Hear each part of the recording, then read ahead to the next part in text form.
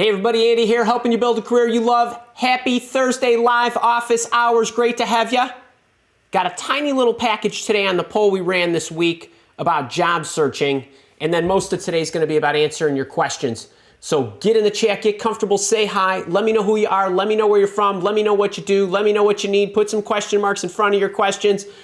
Ginger says hey, and let me know if you are in one of my programs. Let me know if you're a boot camper, and let me know if you are a leader. Now, I'm getting a little excellent connection, but I see an error in my playback, but Kara's telling me it's all good. Give me a second. Let me refresh just to make sure that that I can actually see this, because sometimes the little system's got a mind of its own.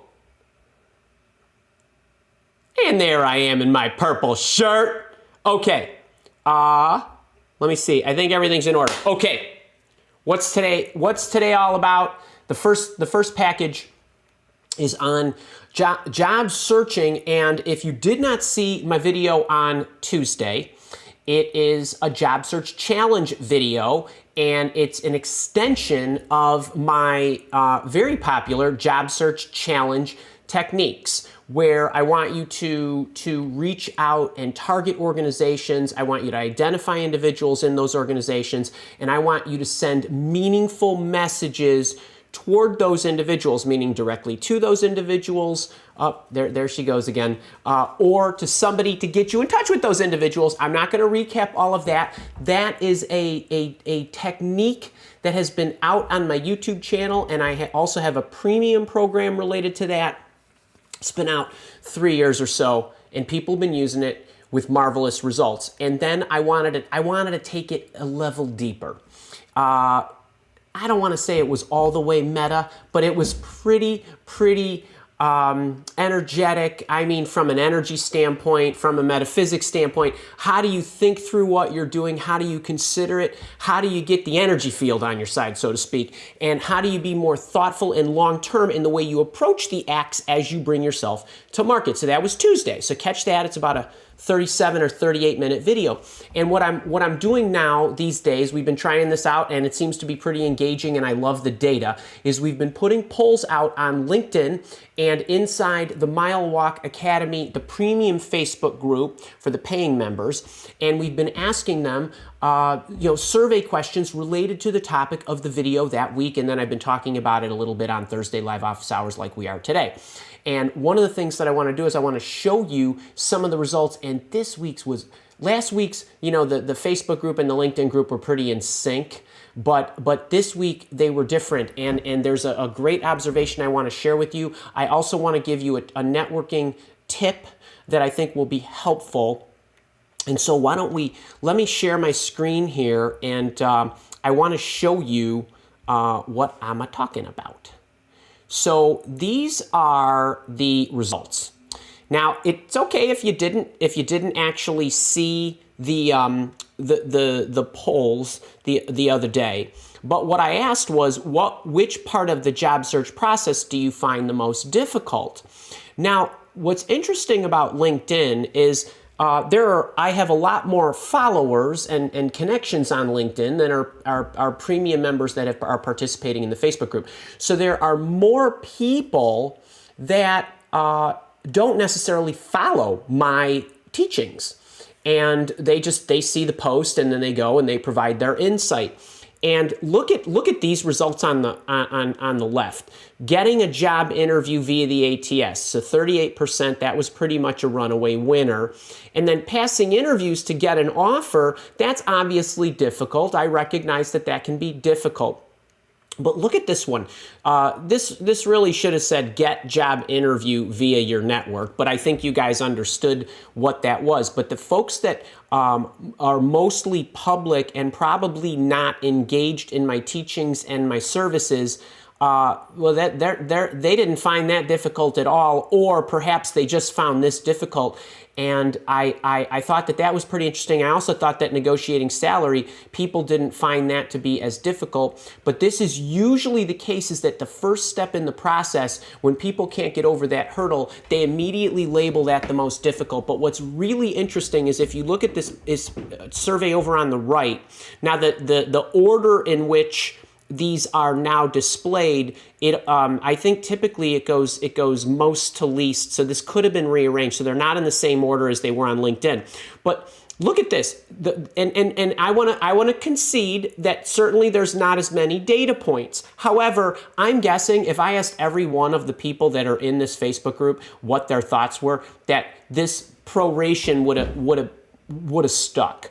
Meaning that people that say getting a job interview via my networking efforts is the most difficult thing, and then, passing the job interview, obviously very close, and then negotiating and so on. But notice that nobody put getting a job interview via the ATS.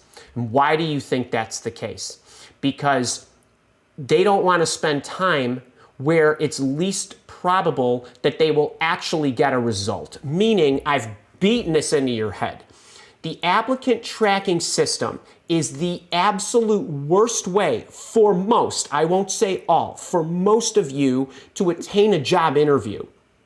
Number one, it's very, very difficult because of just the overall number of resumes that are in there, the tolerances that corporations set on them as far as what they're looking for. Your resume has to be written exactly like what they're looking for. And the other thing is, and I mentioned this a week or two ago at one of my live shows, that when we were talking about recruitment, lies, myths, and truths, a lot of employers don't even look at their applicant tracking system submissions. They rely on other mediums to actually recruit. So what's happening is a lot of the people that are not following my teaching are banging their heads in the applicant tracking system, which is not where they should be submitting their resumes. And the people inside that are paying students or members of the Mile Walk Academy are focused more on the action that they're taking, which is trying to get a job via networking.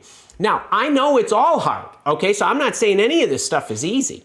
But one of the things that I really want to tell you today is, so number one, thank you everybody who actually submitted a vote. I love the data. We're going to be looking at stuff like this every week. So I just want to keep gathering your insights and see how you're feeling about what we're putting out there, what issues you're having with the suggestions that we're putting out there. And this is really great data.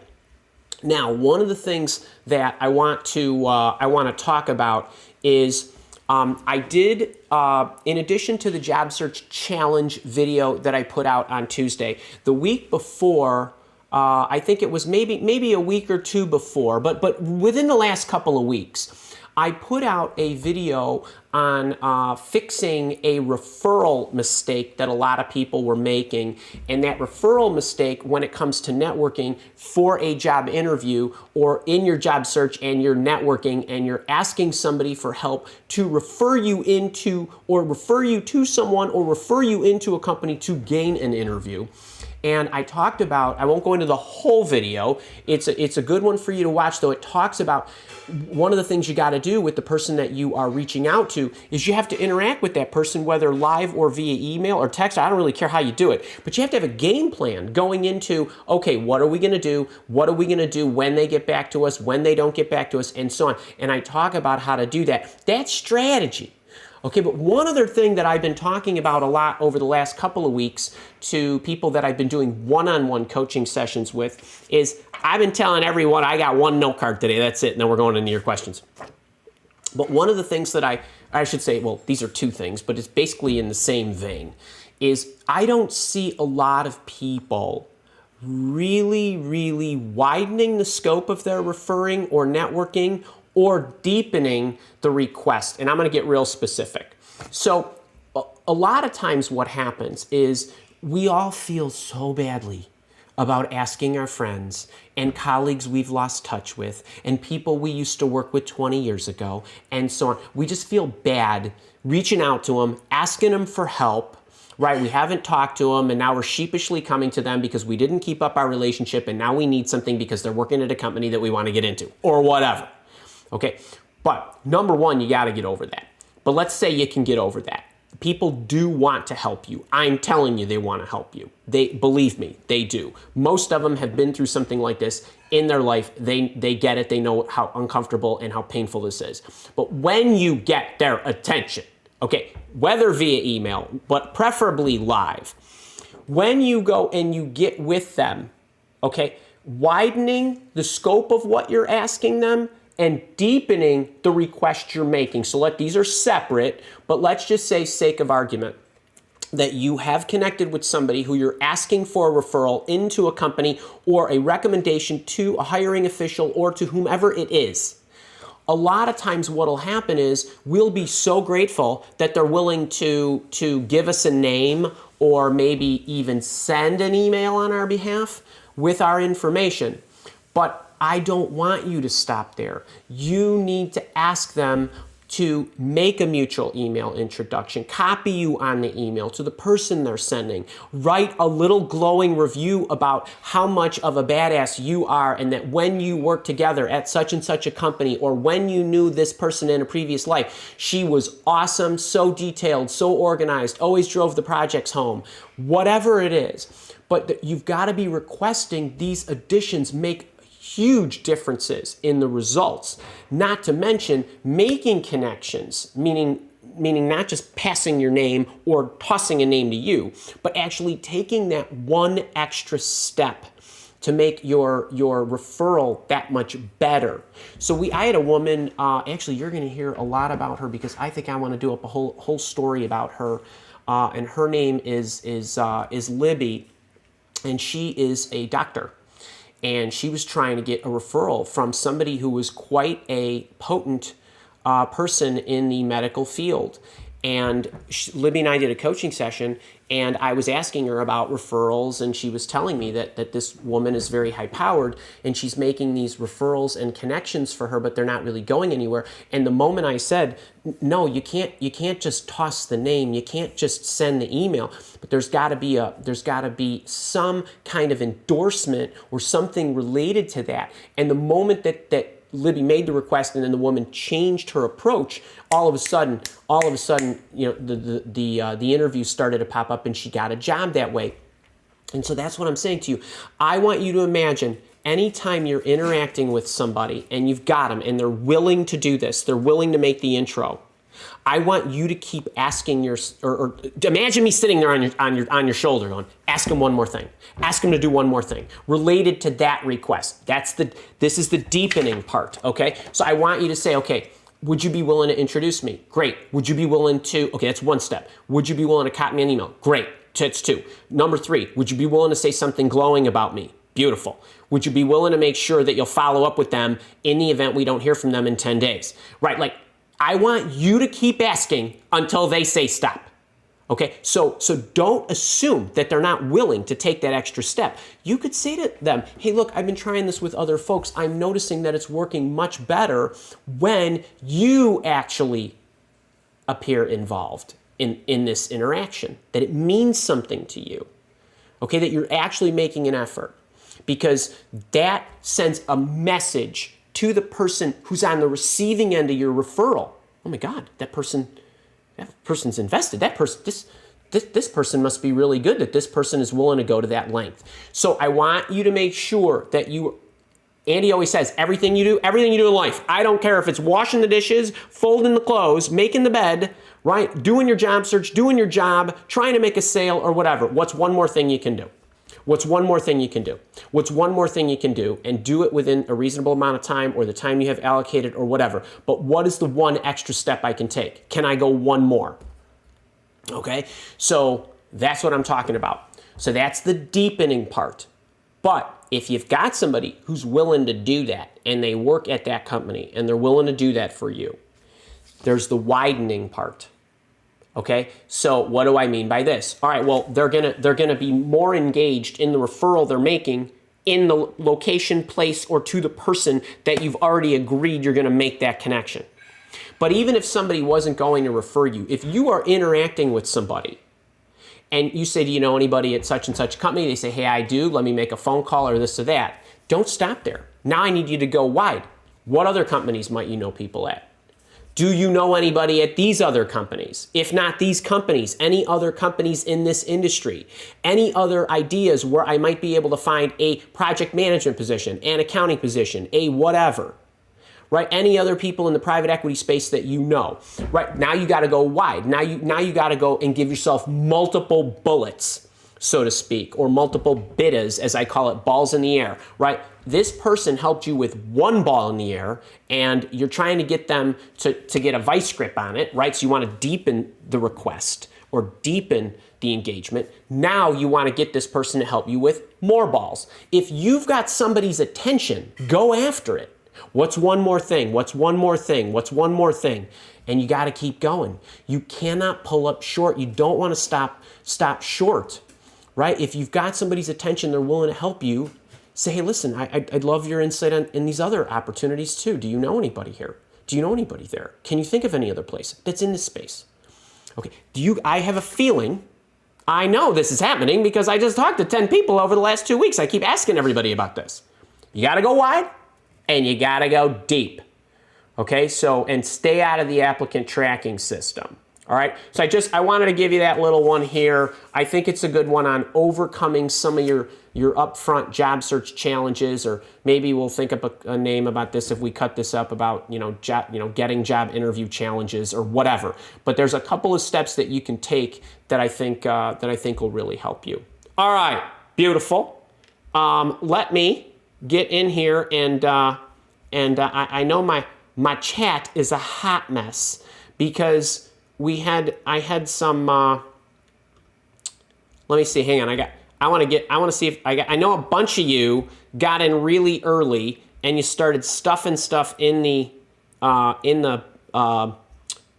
chat. But if you're here, make sure to say hi. I always read the dang chat after the show, even if I don't get to your question, I'm always reading them. Folks, I want you to know this because I don't say this every week. I look at the chat. I watch the replay of this whole thing, however long we're going to be on. I watch every minute of it multiple times, and I watch it with the chat because I want to see what you're doing and I want to see what you're asking me because that tells me what I should be talking about with you. Maybe it's a whole new show we spend on your question that I never got to in the live office hours where you happen to be sitting going, is Andy ever going to get to my question? So make sure you're asking, say hi, cheer each other on. If you're enjoying this, click the little like button and please share this and make sure you're subscribed because you ain't gonna wanna miss Community Appreciation Week. That's gonna be all kinds of fun. All right, let's get to some questions. And you know what, Kara, let me know, I'm missing the very first one. It was from M Sport, who is a boot camper, and I don't know who M Sport is, but if it's a boot camper, I need to answer that dang question. So can we see if we can locate that? Because I've got Carrie Freeman is my first, and I think she might have been second. Okay, so I got Carrie Freeman. Carrie, how are you doing? Let's get to Carrie's question. Here's my question. Andy, tomorrow I'm meeting with the owners to discuss my new role. So Carrie is employed. She's working at a company. She's interacting with the owners. One of the owners was currently doing all the things I have been taking over, okay, for him, and taking over for him, and they plan to add more to the job after this transition promotion. How do I start the conversation of a salary increase if they don't offer it first? Okay, so she's speculating. There's nothing wrong with that. This is technically a new role to the company. I've been proving myself in what they've been giving me, and they have been very happy. Okay, all right, so one of the let's bring up, I'm going to bring up what I think is kind of the main thrust of Carrie's question. Now, okay, so Carrie's saying, I have a role, the owner's doing something, and they're creating this new role, except let's not split hairs about what we call this, it being a new role. And number one, I'm going to try to tighten up an answer for you that coincidentally this October, I mean, to give you an idea of the complexity of the things that you need to do, Carrie, or anybody else who's asked or is interested in the answer to this question is, I'm spending an hour where I'm going to speak straight through about the different tactics that you need to go through to negotiate a raise no matter what happens in your company. I'm going to spend a whole hour with that. So to give you an idea of the level of complication of the number of things that I would go through and make sure are in order, I'm going to skim right across the top of a few of the things that I'm going to share. And I just want to do this to get you thinking about what it is that you need to have ready to discuss. Because the question isn't, how do I start a conversation? The question is, how much more money are you going to give me? That starts a conversation. Or have you considered, what my compensation will be? That's not really the question. The question isn't, how do I open up the conversation? Because that's an easy part, right? You could just do that. You could just ask, have you given any thought to what my compensation would be based on this new role? That's it. That's your whole answer, but that's gonna shortchange, and I don't want to do that. So when you think about when you go for your raise, your promotion, your whatever, I say this a lot. I say this to everybody who's negotiating a new salary for a new job offer, right, with a new employer. And I'm going to say it to Carrie. I'm going to say it to all of you. Here's the deal. There's always two problems whenever you start a process like this. If you're starting a job interview process or you want to start a salary negotiation process, it makes no difference. In the beginning, there is the problem that they need to handle. So Carrie, while you're going to call this a new role, I would say this is not a new role. This is just a collection of problems that you and your owners have been handling. They are rearranging who's going to do that. Okay, so it's not a new role. The role is they're creating this and giving these sets of problems to you. When you all, so for those of you that are not Carrie, when you're starting a new job interview process, I always say there's the problem or problems and there's the person they think can solve that problem. That's kind of like the job description. And what a lot of you do is you ask up front, or they ask you, well, what's your expected salary? And you think, well, they told me it's $50,000. I'm worth more. I'm like, no, that's not what you should be thinking about. They think it's $50,000 based on who they think is going to solve the problem and to the extent they want the problem solved. You get the whole job interviewing process to go through this and change the way who they think can solve the problem and to the extent to which the problem can be solved and the value that can be added by the solutions you're going to create or the job you're going to do based on the experience you have and what you bring to the table. That's what changes the compensation. So while up front they're telling you this is what the job pays, you're going to change it. Now, I'm going into this for a reason, because if you are at a company, this is the same thing. If you've been working there an entire year, and how do you come up with what you're worth at this point? There's different areas you need to look at and different arguments you need to make for why they need to pay you what you want to be paid. So you can open up the discussion, or you can go in knowing that they want to give you a pay raise or whatever. But the things that you're going to have to lean on is, okay, in the past, here's what I've done. That's the Career Achievements Journal. I'm not going to go into it. Go get the Career Achievements Journal and collect all the things and the contributions you've made already. That's step one. Step two, if you continued on the same path over the next year and just same trajectory, did nothing different, what is the contribution you will make? That's step two. Step three, what are the additional things you want me to do or additional projects I would take on, and what's the ROI on those? And the ROI on those we add to the pile. That's step three. Do you see how you are building the case of what you are worth? And then for you, step four, to cap it off, is what would you have to do if you hired for this position right now? What would that person look like? What would that person cost if I was not here? Meaning, Carrie's not going to take on that job. You just created that role, and you have to go out and hire for that role right now. How much would you pay? Those are your four things. That's what you need to do. You need to go to the table, and if you don't have those, you're going in half-cocked. Okay? So you got to pull that together. And how you pull that together and how you make the arguments, I'll leave that up to you. But that's where you go with that. All right, so just think about that. What did I do in the past, and what have I proven I've contributed, and what's the value I've already created? If I just continue on that trajectory with no change, what would it look like in the future? That's another piece. If I add more stuff going up, how much more am I adding, and what's that worth? And then for perspective's sake, the juxtaposition is, I only cost you X, but if you went to the market, you'd have to pay Y. And I'm not asking for Y, but I'm asking for somewhere between X and closer to Y kind of thing. That's the juxtaposition. So those are the four items. And now I'm getting word that they did present me with a new offer in salary with the job transition. Awesome. So now, Carrie, what am I tell you? Negotiate your pay increase and do those 4 things. And good luck, and then report back, please. Thank you. Excellent question. All right, Sport was my boot camper, who I wish I knew who you were.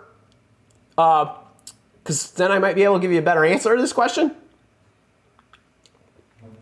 Andy worked as a BA until COVID, took a menial job for a year, put the menial job under professional experience. I would not do that. Already cost me interviews. How do you list this on the resume? Sport, or anybody who's bartending when they're a white collar professional, or driving an Uber or a Lyft, or bagging groceries or stocking shelves in the grocery store. If you are doing, or selling clothes or whatever, if you are doing something completely unrelated because you needed to do something to make ends meet financially, I totally respect that. And employers should too. I would not put it up at the top. I would put it way at the bottom and just say additional experience, currently doing blah, blah, blah. As COVID eliminated my position, and I'm doing this while I'm looking for new employment. Just move it out of the top. And that's that.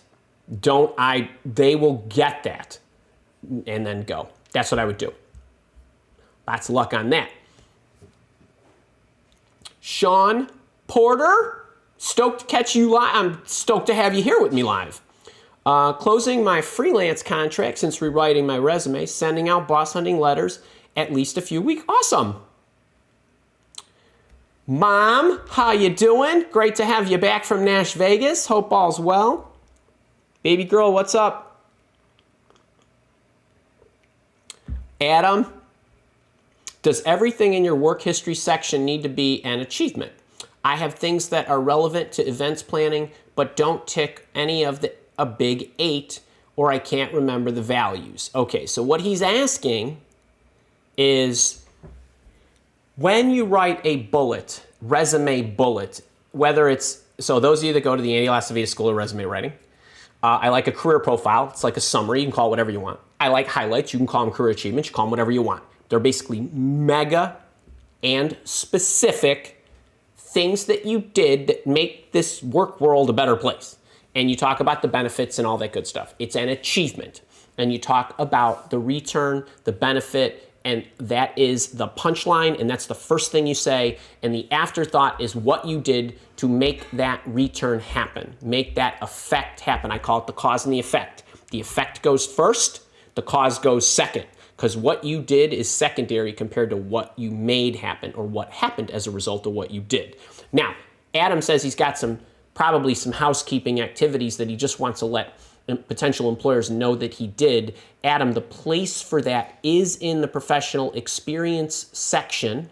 It is underneath the title that whatever role you held, title, housekeeping, boring stuff, achievement, achievement, achievement. Check the resume template. Adam, I can't remember if you were in the mini camp. If you're in the, I for some reason think you might be in the mini camp. If you were in the mini camp, you have the resume content builder, not to mention the boss hunting Bible. But I would use the resume content builder, which is that mega pages of everything broken down in the resume, all the write-ups, all the instruction, all the template, the layout, where everything goes, how to put everything in, sample sentences, and all that stuff. And if you don't have that, it is available for sale. If you don't have that though, I would check out my video on Build the Ultimate Professional Resume, and you'll note with the resume template that there's a description under the title. That's where that stuff goes. Great question. Jay, I'm a boot camper. I wish I knew which Jay you were. I had a good interview with the hiring manager 2 weeks ago. She replied to my thank you note saying, hope to get back next week. What would be the ideal time frame to follow up? Jay, first things first, I don't want to spend a ton of time here because you have everything I would do, say, and what in the job interview mastery extra workshop that I have put in your training library. The 4th session details how to follow up after a job interview with the specifics. You need to make sure that you get who's going to contact me, by when, and what the next steps are. If you asked that and she said, I'm going to get back to you next week, then if it was Friday, next week could be Monday through Friday. So, if it's Monday the week before, it's still Monday through Friday. If she blows the deadline, I would give her, and depending on, if it was Monday and she says, I'm going to get back to you next week, and now it's Friday and it's, 11, 12 days later, I might wait till Tuesday the following week and say I wanted to check in. If it was Friday, you were Friday, and she says, I'm going to get to you next week, I would give her the whole week, and I would get back to her on Friday. So all this stuff depends. I mean, the clock is different for every single one of you depending on what the expectations were that they set with you and how hard those expectations were, not to mention the context around those expectations. If I'd said to you, Jay, we're going to get back to you next week, but I want you to know I've got 3 candidates. I'm trying to get them all scheduled. I'm hoping to have them all in this week. I'm going to try to get to you next week. That doesn't mean I got them all scheduled. I might be more gracious in when I replied back. If she says to you, I got 3 candidates, they're all going to be in on Tuesday, I'm going to know by Wednesday, but I'll get back to you the following week, I would not be as patient. Context matters too. That's what I would do. So their ideal time, I can't tell you that exactly. You need to factor in when in the week, give her a whole week grace, and then figure out how much the following week grace you want to give her based on any of that other stuff that you could ascertain. Elian? I hope that's how you pronounce your name. Elian, you are not just a boot camper, my dear, from France. You are also a leader because you won the leadership annual pass, because you knew that in the preface of the hiring prophecies that I was referring to The Affair as the show I was binge watching. So I need you to put your leadership hashtag there too, but see, I remember that. But anyway, it's great to see you. All right, so I'd like to evaluate how a potential boss is perceived by teams I will be interacting with. What would be the most diplomatic way to unearth that information? And then you said there was one of 2. Okay, wait, that's the second one down there. Okay, one thing at a time. Okay, I can't draw a heart big enough for how much I love this question. I mean, I just can't, because this is awesome. I mean, this is pure gold. It really is. So now check the nuance of what she's asking, right? It's I want to know how other teams perceive my boss, because that's going to, or potential boss, because that's going to affect the results for my entire group. And I would be asking things like, hey, it's really important for me to understand how we interact together and how I can best serve you. Meaning if we're supporting you or we're interacting you, but you're going to be serving them no matter what. You're either getting information from them and you're going to continue on, or you're providing them insight, they're going to take something, or maybe you're collaborating together, or whatever the case may be. I wouldn't start with the boss. I would start with the team.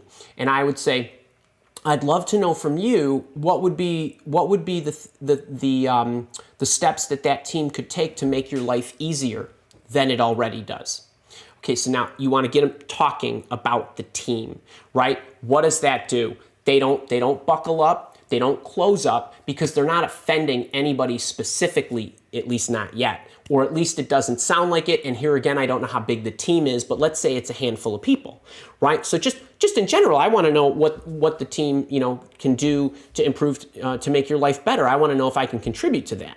Is there anything that you feel they do extremely well? Like, I would go through a pecking order, and you could ask this simultaneously. You could say, I'd love to know what they do really well and what you think we could do even better, so that if I join the team, I would know what to focus on to make your lives even better. And I would start down that path. And then what I would say is I probably would point blank say, how long have you been working with so-and-so? Because that matters. Like, it's not just how they feel about the person, because if they've been working with them a long time and they might trust him or them or her, whatever, if they've been working a short time, they might not have an opportunity to have yet formed a truly valid understanding of this person, or maybe not gotten to know them yet. So I would start investigating that first. If this is super important to you, now I got news for you. This would not be high on my list of things that I would, I love the question.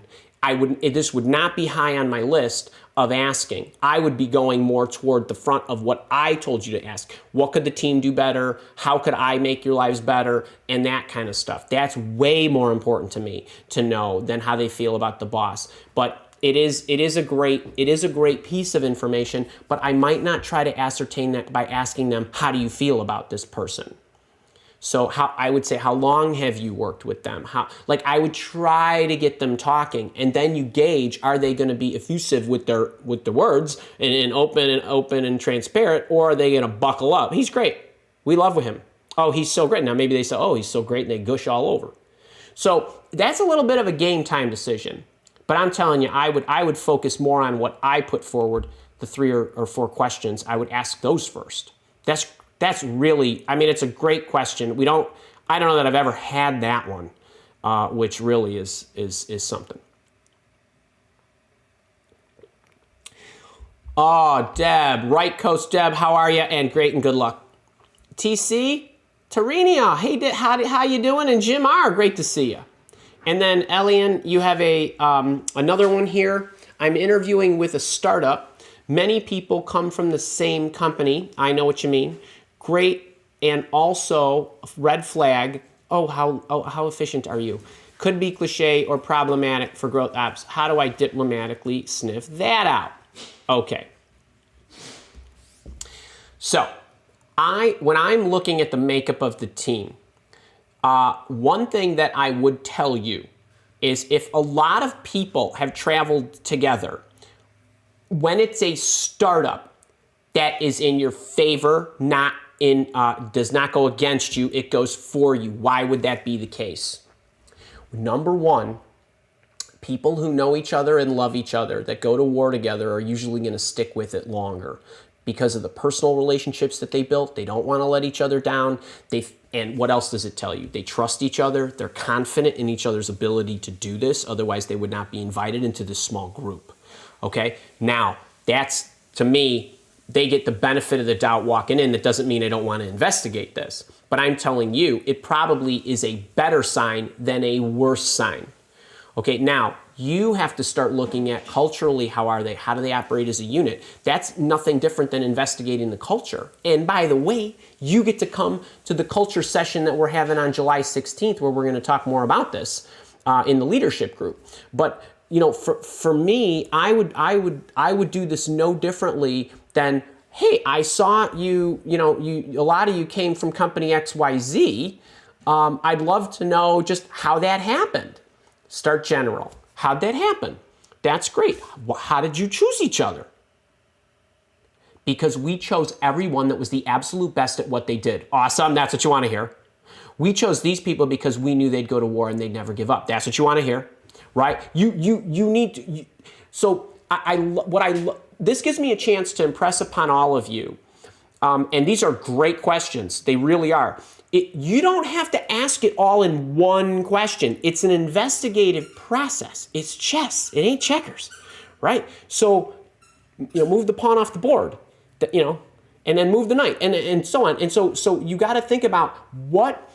And by the way, you as a boot camper have access to the specialty section in the job search coaching program in the boot camp, where I talk about how to assess the cultural behavior of an employer. There is a breakout session of only that, where I give you the 3 best techniques to use and how to go about it. And I would, if you have not seen that yet, I would make sure you watch that, because that's going to go into the line of questioning and how you present these things so that you do not, it is diplomatic. You don't put your foot in your mouth, and you don't give them an opportunity to misconstrue your attitude and approach to things, like you don't want to work hard or whatever. So that's what I would do. So think in terms of multiple steps.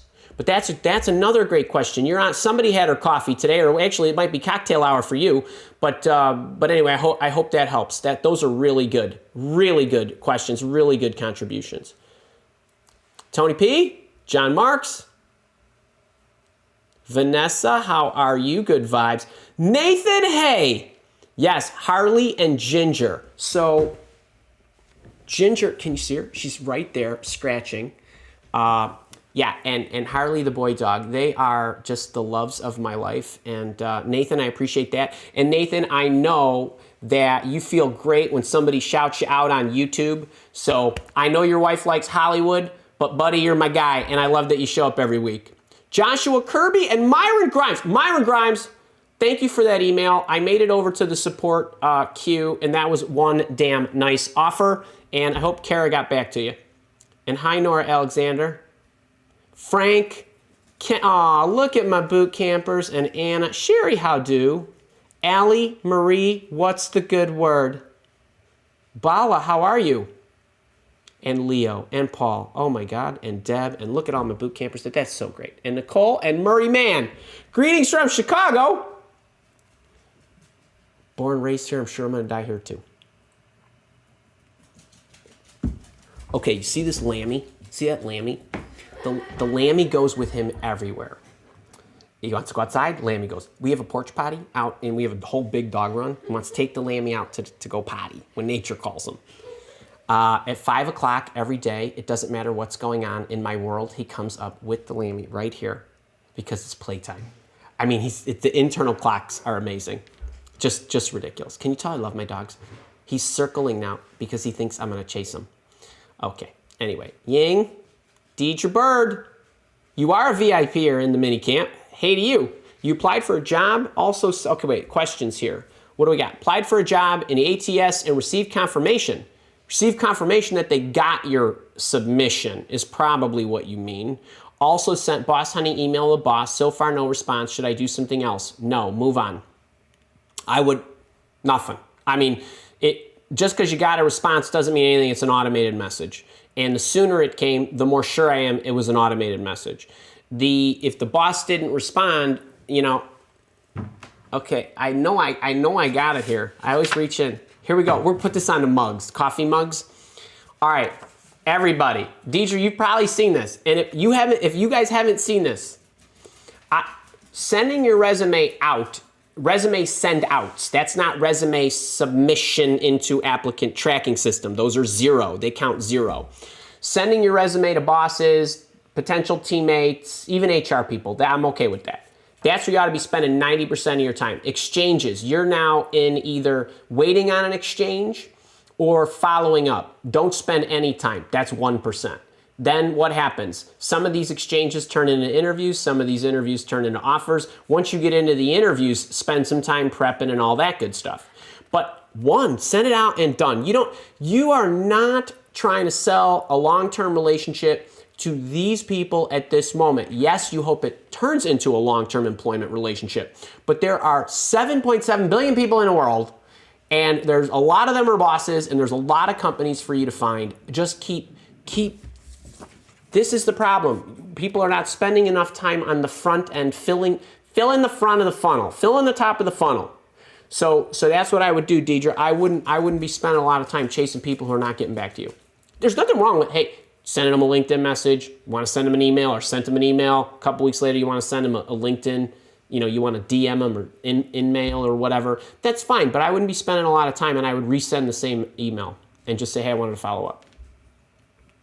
Bob, what's the good word, my man? Should I take the chief out of my resume and be a little bit more generic, like strategy and innovation deployment specialist, to expand my job options horizon? Yes, you should. I think it will have negligible impact because I don't think that that's the issue. I don't think somebody at your level that the resume is the issue. I think it's the targeting of this stuff up here, but I would take it out. Daisy Guzman, how you doing? My boot camper. And John, my leader, what do you got here? Lapsed leader, i.e. Yes, you do. Stephen Green. hey to you. And if my Team Apollo people out there, if I got any of my Team Apollo people, make sure you grab your books. Those are completely free to you, the Signed Hiring Prophecies. And for those in my leadership program, you now have access to my signed, to get your signed book. Make sure you're grabbing it. Actually, let me have an announcement here. It's 11:44.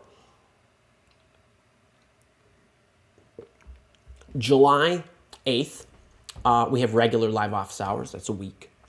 And then July 12th, 13th, and 14th on my YouTube channel at this time of day, I have some pretty good free sessions.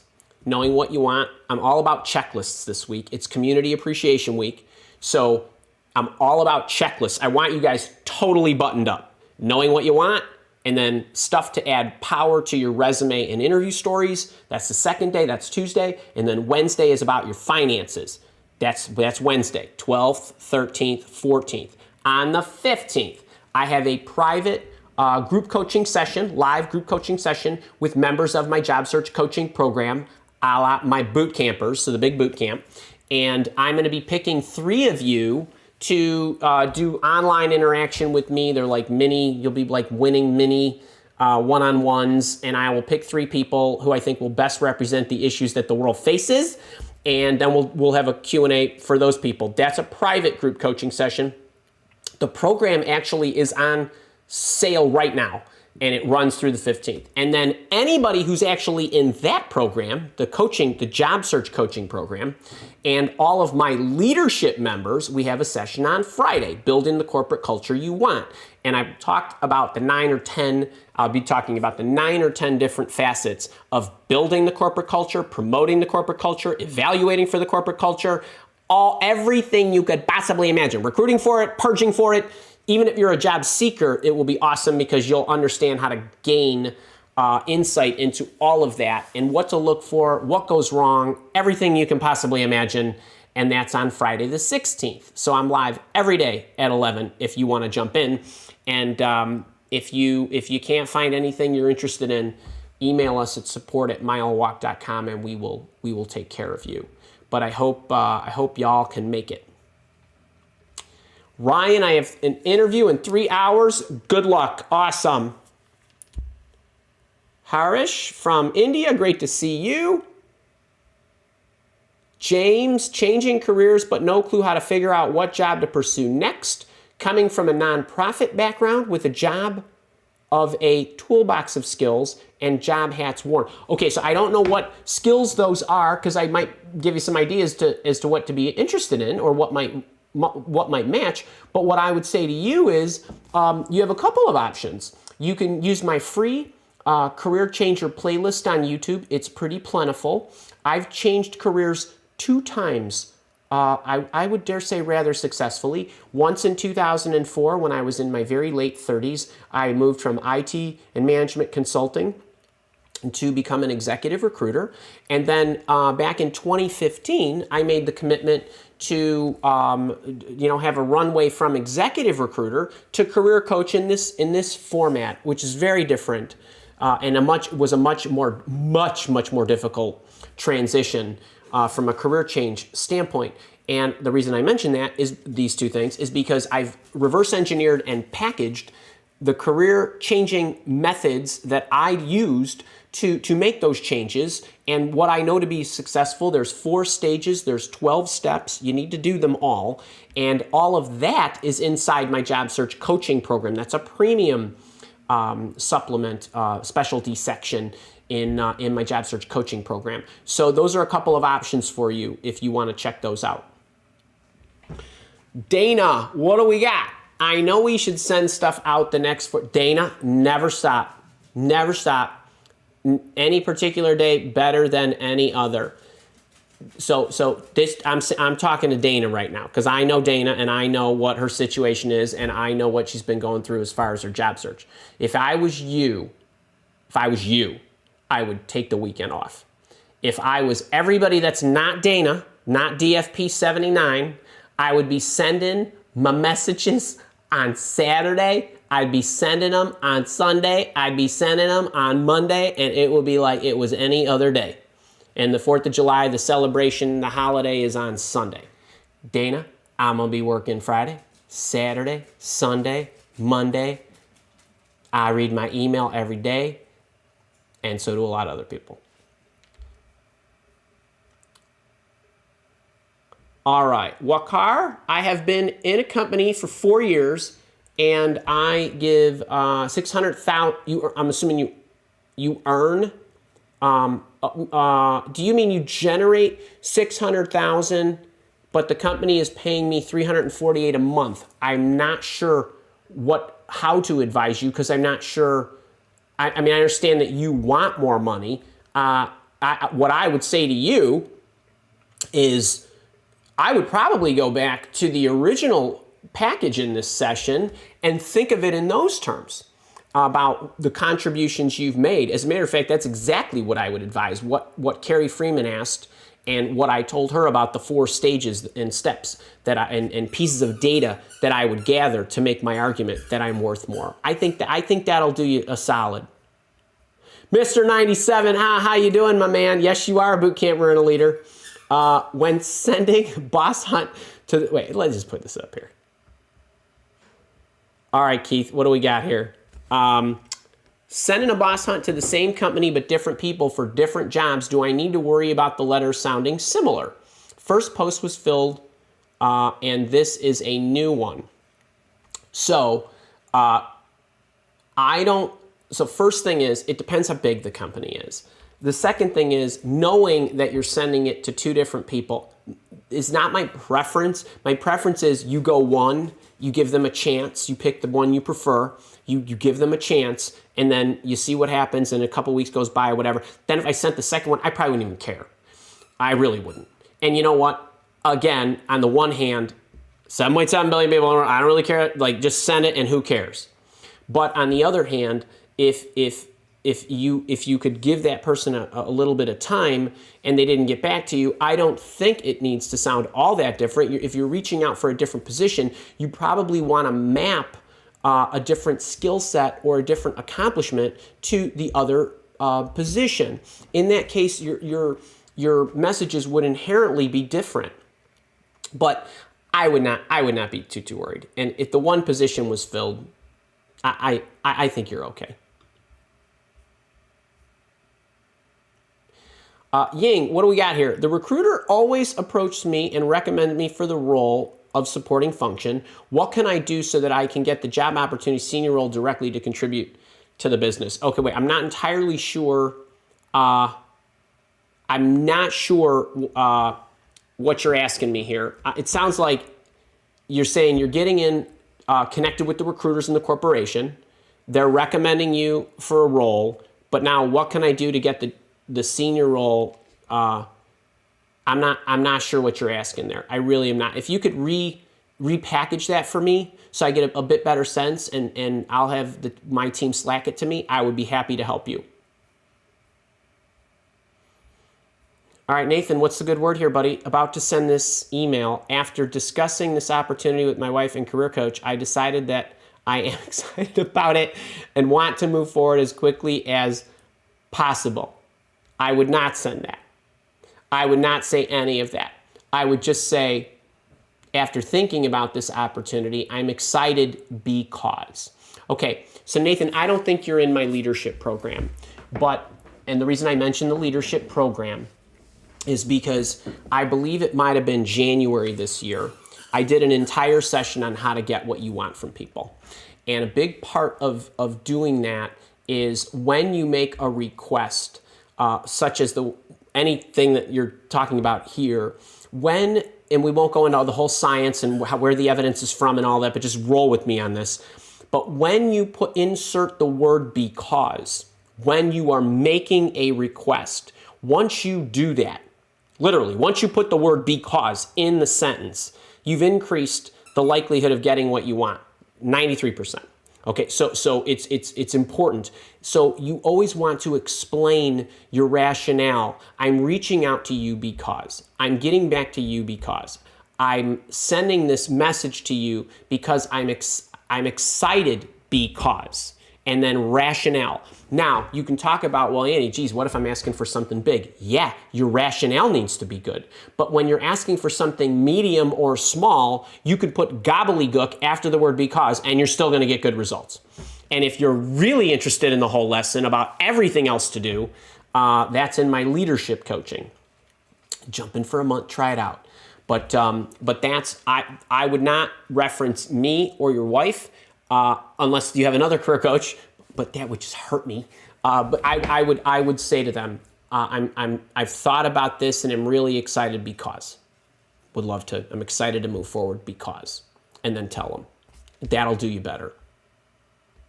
And let's keep me a secret. All right, Flying Uber Tuber.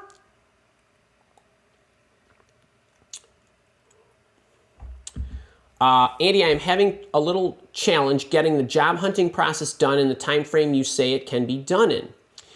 Okay, so wait, I want to comment on this. Time frame? I never said it can be done in this, it should be done in that. I've never said that. Are there people who achieve results faster because they do the right steps? Yes. I would actually prefer that your job search not be done too soon because that could be reckless. I want certain things in order, which take time, your requirements, your resume, your targets. You be proactive by reaching out, not just taking what comes to you. You look and be thoughtful about the company. Like all that stuff takes time.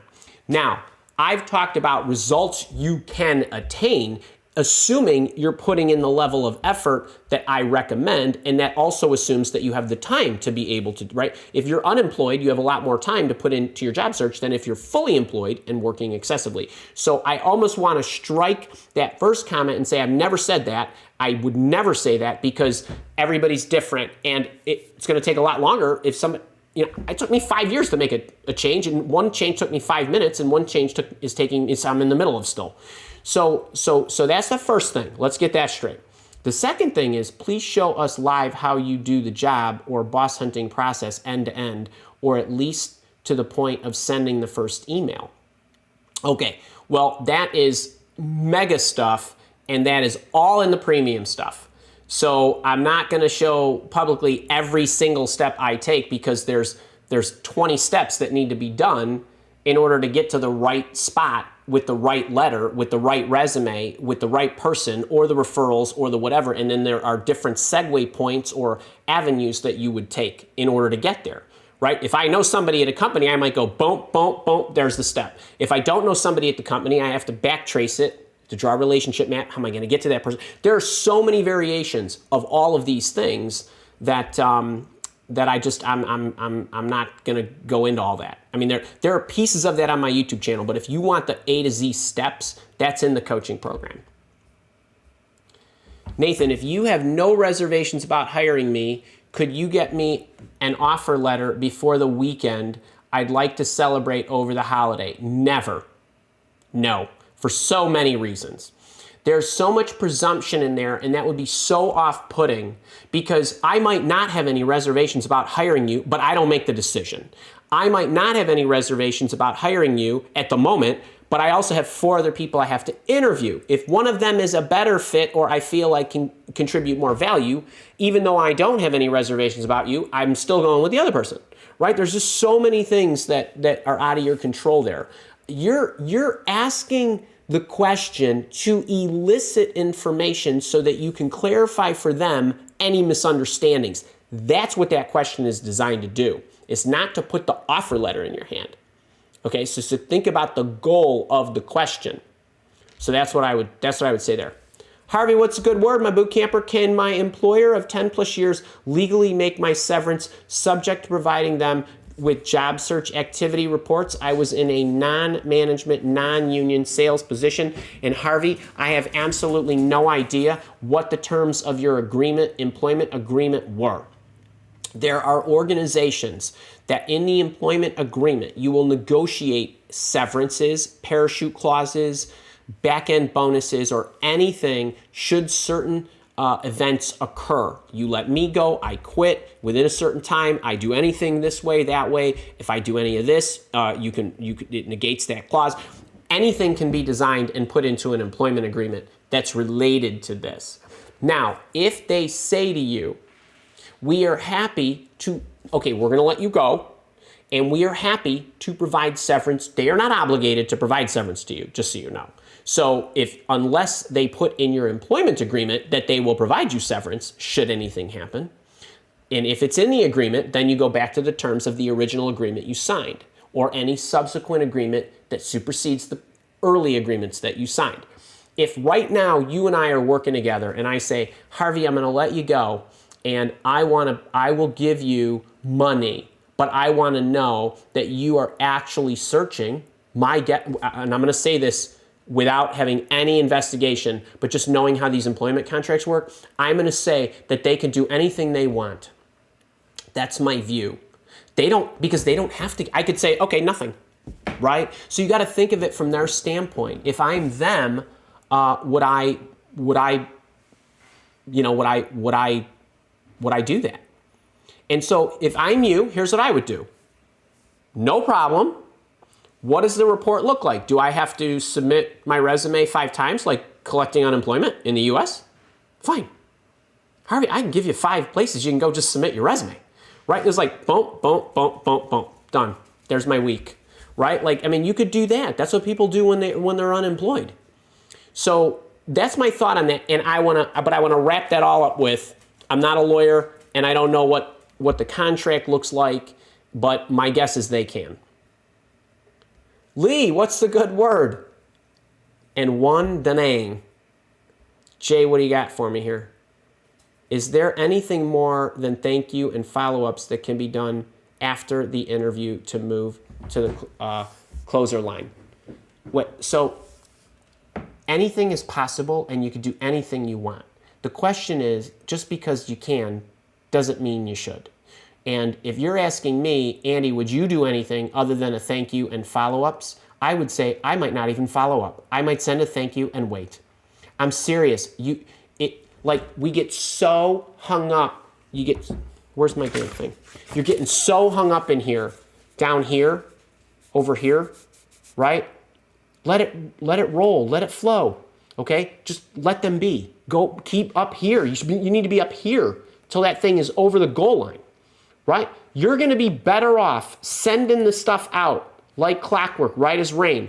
Don't worry about what they're doing, right? A lot of you, and Jay, I don't know your situation, I don't know exactly what's going on, but a lot of you do this. You get a prospect on the line, you get an employer where it's kind of going well and you think it's going great. And then it takes weeks or a month or 2, and then it ends, or they don't call you back, and you slowed down, right? You stopped this stuff up here. Why? Because it's the heavy duty work, it's the heavy lifting. But this is the stuff that gets you the ultimate results, because all it takes is one taker. But if you're spending all your time down here, not only are you spending time in the wrong place, you're burning up all kinds of mental energy, and it's dragging you down. So I wouldn't do anything. I wouldn't even send a follow-up. Thank you. When will I hear from you? Can you let me know? Thank you. That's it. One Danang, how do you answer the recruiter's question? What is your salary range? You check out my 2 videos on how to answer that question.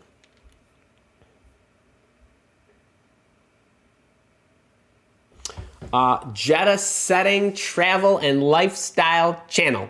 What do we got?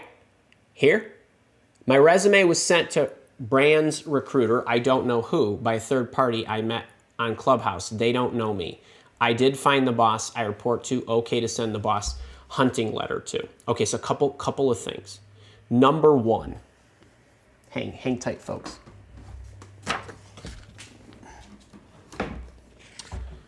Number 1. Number 1.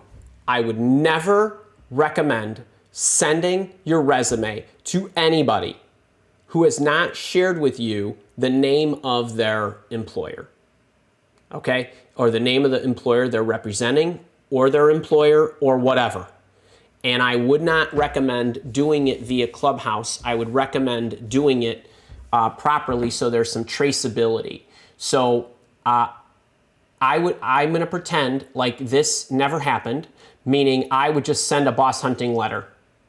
And I don't know how you know that you're sending a boss hunting letter if you don't know what the company is. You said my resume was sent to Brand's recruiter, I don't know who, by a third party I met. I did find the boss. I don't know how you found the boss, but I'm not sure. Yes, go, I would send it. I would send it.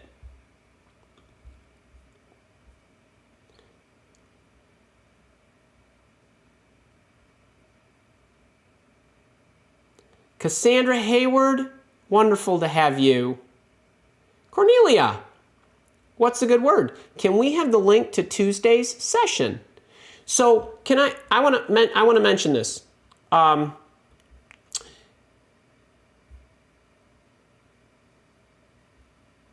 Okay, Kara, sorry I missed it. Hang on, I got all kinds of stuff going on here. Hold on.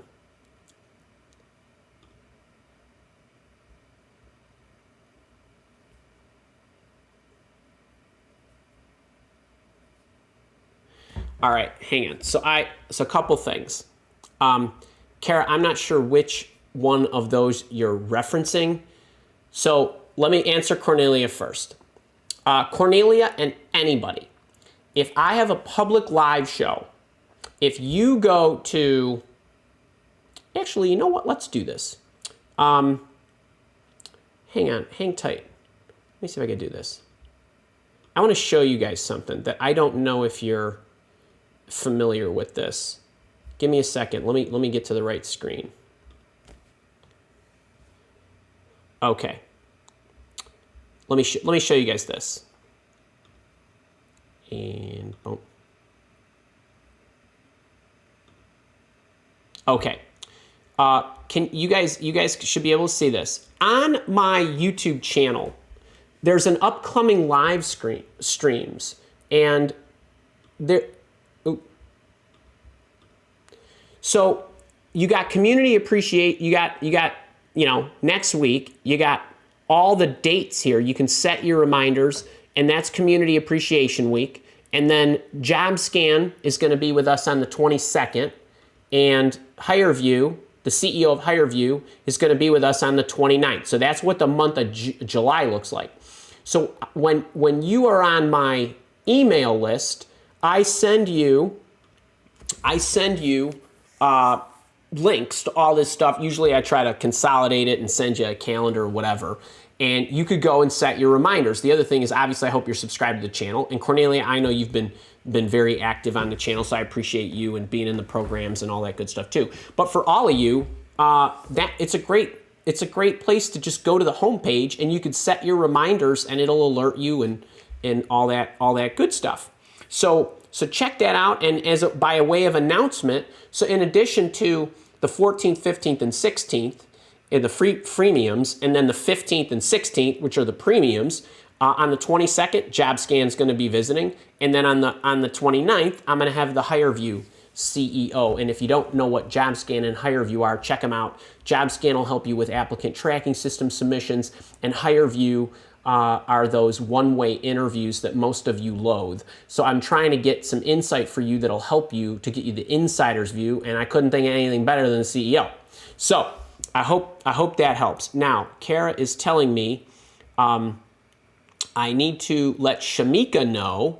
Shamika Laidley, how are you? How can I access the minicamp? So, assuming that you mean how can you buy the minicamp? The minicamp is a great program that, actually, let me show you this really quick. Kara, I don't know if you've linked the new, actually hang tight. Sorry about this, folks. I don't know if you've linked the new welcome to the product, but for those of you that are interested in a very high-powered, very inexpensive program, we have a mini camp that you can actually buy, and what it does is it teaches you about the full resume, writing the perfect resume bullet, but you get the resume content builder with it.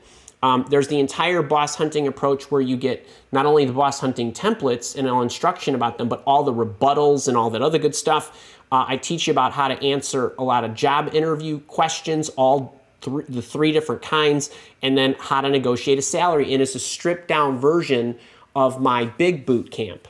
And so there's a link that Kara can send you, and you can check that out if you're interested. And it's $99. And if you do enroll in that, it is all creditable if you want to upgrade to the job search boot camp, to the full coaching program. So that's one thing. And then I see there's another question there. Kara, I'm not going to answer that second one.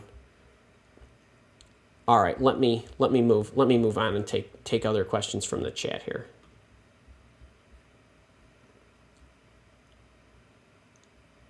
Otilia, how are you? Allie Marie, great to see ya. TA reached out to me via LinkedIn. I'm assuming you mean talent acquisition. Asked where at with salary so she knows which roles to find for me. How do you handle? You don't tell her anything.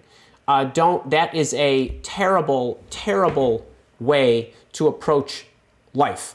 You are not your salary, and the roles you want are not dependent on the salaries they pay. The role you want is you have a certain kind of role that you want, right? And I know you're in the legal profession, and I know that you might want to be changing or whatever, but I also know that you have location issues and other challenges that you're facing. I would not give her a salary. I would say, I'm going to tell you what roles I'm open to. And then you bring those to me, period, whatever the salaries are, and then we can talk. That's what I would do. Evan, hey to you. Rebecca, how are you doing? Leo, what's the good word? How to include independent consultant on my resume? Can that hurt my chances to be hired? It's not that hurts your chances, and I wouldn't put independent consultant. You could put consultant, and you could put Leo Inc., or however you want to do it, if that's actually what it is. And then you make a collection of the consulting gigs. So, consultant Leo, provide project management consulting services to medium and large Fortune 500 companies, period. Sample projects include. And then you could either list the company names with what you did, or you could just say large manufacturer, and then what it was. And that's the way I would do that. And about hurting your chances of being hired by a company, that has more to do with whether you will actually convince them that you are there to stay. So if you've been consulting for a year or two because it's been rough because of COVID, but you're looking to return as a full-time employee, you're not going to have any issue. If you've been a consultant for 20 years, you're going to need to explain to them why you are moving into a full-time role. And there needs to be a good rationale on that. By the way, Leo, I think you might be in the mini camp, but not the full boot camp. If you are in the full boot camp or want to get in the full boot camp, there actually is some insight into this. There's also a video on YouTube about there's a video on YouTube about how to go from consultant to full-time employee. That's another one I would check out. All right, hope that helps. How you doing, Chris? Joshua, let me see. Shamika, what's the good word? Super excited to have you. Cassandra Hayward, do you see a lot of demand for business analysts? I love this question because I want to tell you guys something about BAs and PMs and all that stuff. No matter what is happening in this world, there will always be demand for business analysts, project managers, technologists, accountants, marketers, salespeople. It never goes out of style. Because companies have to operate, and they don't operate without those people. There will always be a need for consultants at consulting firms because companies themselves need additional expertise or they need additional firepower. So my answer to you is yes.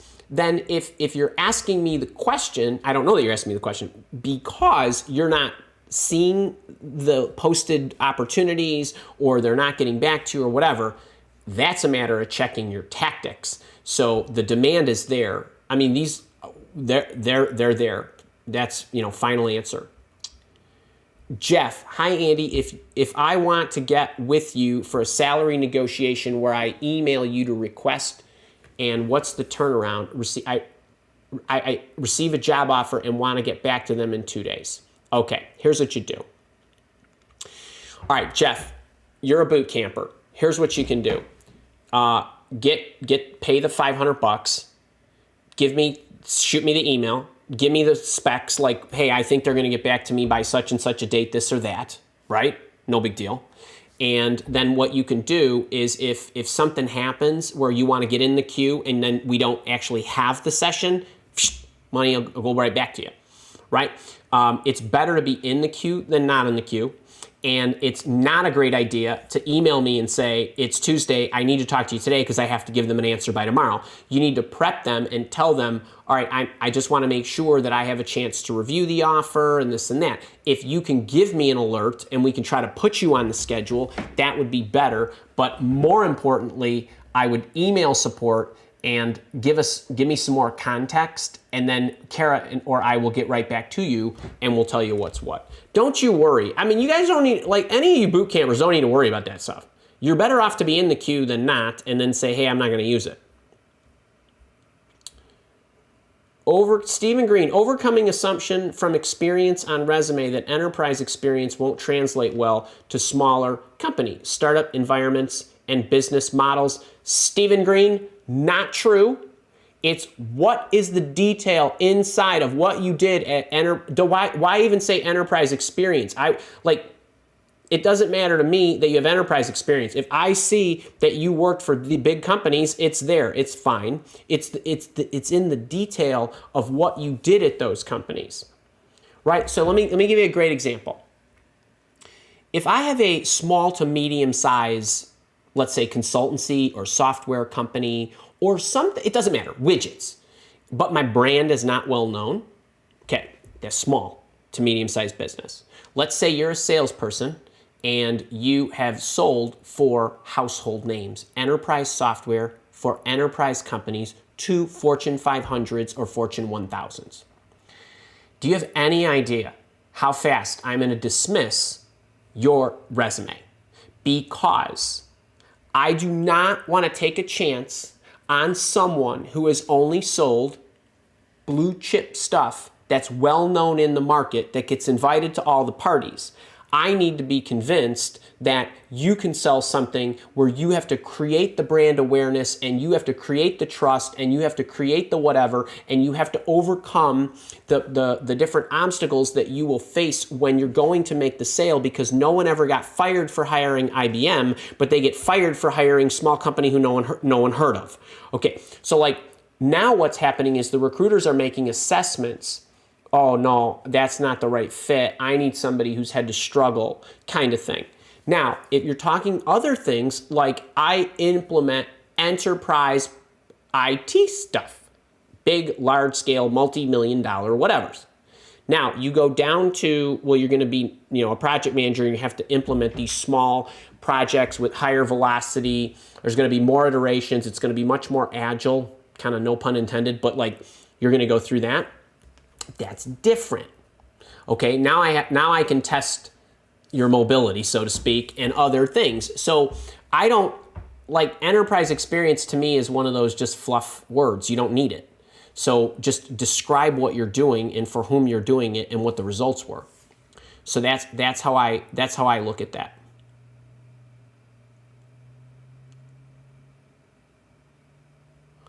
Murray Man, what's the good word? Do you have any specific recommendations for Latinos and other diverse job seekers in terms of networking to generate interviews? Wait, so I will tell you this. I genuinely, okay, I'm a positive guy, meaning I always think I'm going to win. It doesn't matter if I win or lose because no matter what happens, I win, right? It's my perspective. And when I look at organizations, I'm one of those guys that loves diversity. I grew up in it. I may be rare, right? I don't have like, it doesn't matter to me if you're Asian or African American or Latino or Hispanic, whatever, I don't care. I don't care where you come from. I don't like. What's my quote out there? Your past will never, your history will never matter as much as your current desire. Okay, that's what I believe. And so when I look at when we're recruiting with a higher velocity, we don't do much of it anymore because we're transitioning to the career coaching in this format. But we always loved when we came across people with different backgrounds that would lend new ideas, new ways of thinking to our clients. That's my viewpoint. Now, when I'm looking at networking for somebody like you, and obviously I'm not a minority, so I don't have the same perspective as somebody who's been through that. But I just treat it like, hey, if it doesn't matter that I'm Latino. I'm an executive who does this. I'm a middle manager who does that. I don't think in terms of colors. I don't think in terms of religions. I don't think in terms of where you're from. I think, what do you want to learn? You go there. If you want to go to network or you want to do those kind of things, you go pick the networking groups or the networking bodies or the online groups or the in-person groups that are educational related to what it is you want to learn. It doesn't matter to me if you're Latino or whatever. Right? So I do that. Now, if you like being part of the Latino culture and you want to interact with more Latinos, then I would be targeting, if there are groups or entities or whatever that is particularly supportive of that culture and that heritage. So, but I don't even think in those. I don't even think in those terms. I as far as I would go, this is about as far as I would go.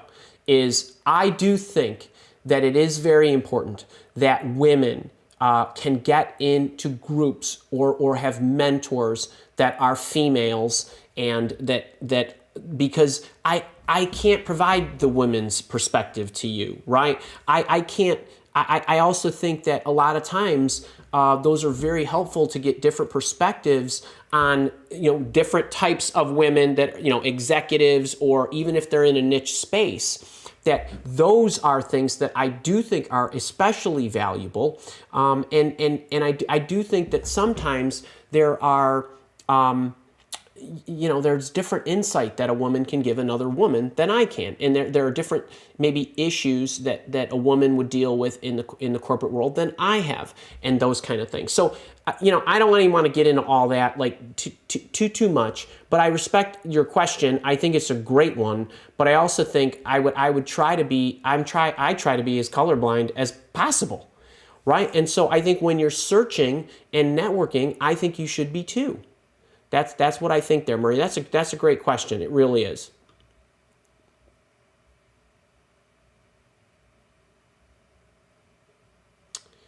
Harvey S., what do we got here? Let me try to get this in. A third-party recruiter who previously was my sales manager for 5 years, personal in-mailed me after 10 years suggesting positions. Are there concerns working with my recruiter as a boss? All right, wait, I'm going to answer this. Okay. I'm going to say hell no, and I'm going to go back to me. So it was like 18 years I worked, 17, 18 years full on as an IT exec. I had managed 10,000 people in my life across the companies that I worked at, for a lot of people. And I called every damn one of them just about that fit anything that I was doing. And if anybody knows who you are and what you're about, it's going to be somebody you worked with for a long time. That's the best person to go with. So not only are there not concerns, but if all of you can find an ex-boss who's now an executive recruiter, I would go hunt that person down.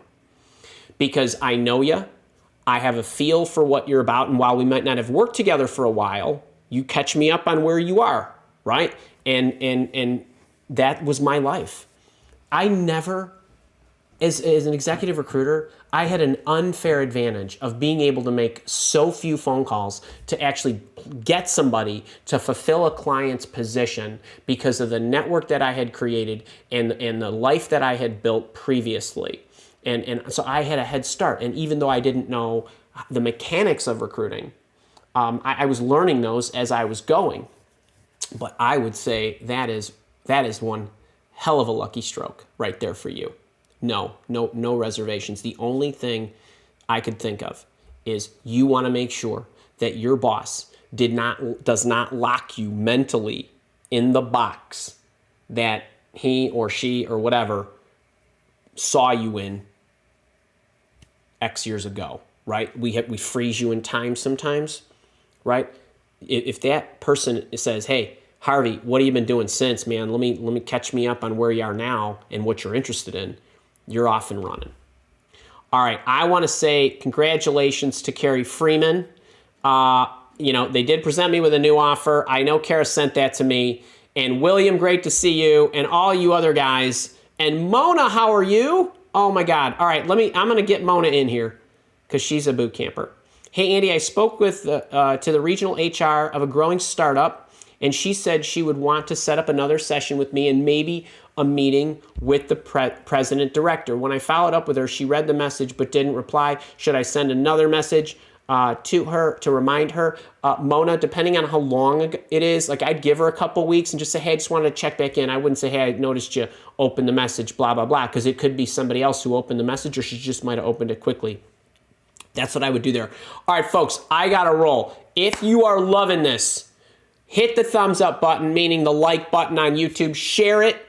We'll break this all down for you. Stacy's great at chapterizing this. So if I answered your question or you want to see what questions I answered, remember, Community Appreciation Week, the 12th through the 16th, the Job Search Coaching Program, if you want to get in, is $100 off right now. And if you get in, you can start going through it and then come on the 15th when it's a private boot camper session and you can ask me. And not only that, you might win a chance to talk with me live during the session and go back and forth. I want to do a couple of live case studies at that time. So we'll spend about a half an hour of that multi-hour session with those three people. Leadership coaching. We just did the hiring session in June, this past June, so a couple of weeks ago, and now we're continuing on this month in July with building the corporate culture you want. It's really great stuff. Even job seekers should know about this, but if you're in a hiring capacity or you want to be a person who understands how to diagnose, dissect, promote, and all that good stuff related to culture, it's going to be a great one. And then if you are really ambitious and you want to be on my Team Apollo, my high-level coaching group, you can get into that, and we have another session on July 30th on change management and how to become a strong change agent and some other things. So would love to see any and all of you there. I love this session. I hope you guys enjoyed it, and everybody have a great weekend. If you're in the U.S., have a happy 4th of July, and otherwise I will see just about all of you on Tuesday morning in your inbox. All right, we'll see you.